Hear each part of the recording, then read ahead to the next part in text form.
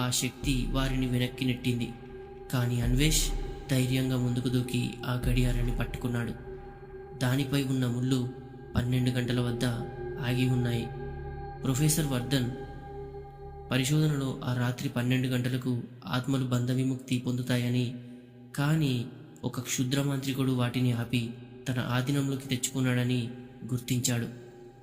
అన్వేష్ ఆ గడియారాన్ని పట్టుకొని, ఈ గడియారాన్ని ఆపిన శక్తులు పోవాలి, ఆత్మలు స్వేచ్ఛగా ఉండాలి అని గట్టిగా అరిచాడు.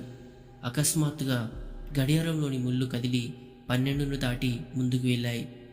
ఆ క్షణంలో లార్డ్ బ్లాక్వుడ్ ఆత్మ భయంకరంగా అరిచి ఒక నల్లని పొగలా మారి అదృశ్యమైంది.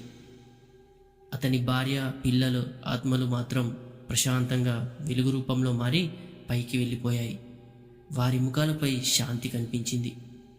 ఆత్మలు మాయమవగానే ఎస్టేట్ అంతా ప్రశాంతంగా నిశ్శబ్దంగా మారింది. గదిలోని బరువు తగ్గి వారికి ఊపిరాడటం సులువుగా అనిపించింది. వారు ఎస్టేట్ నుంచి బయటకు రాగానే సూర్యోదయం అవుతోంది.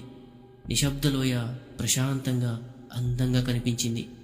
అన్వేష్ బృందం వారి పరిశోధనను విజయవంతంగా పూర్తి చేసింది. వారు బ్లాక్వుడ్ ఎస్టేట్ వెనుక ఉన్న భయంకరమైన సత్యాన్ని ప్రపంచానికి తెలియజేశారు.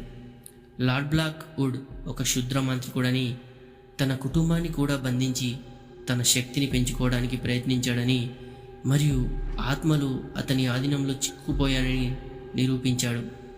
ఈ సంఘటన వారి జీవితంలో ఒక మైలురాయిగా నిలిచిపోయింది. బ్లాక్వుడ్ ఎస్టేట్ ఇప్పటికీ నిశ్శబ్దలోయలో ఉంది, కానీ దానిపై ఉన్న శాపం మాత్రం తొలగిపోయింది.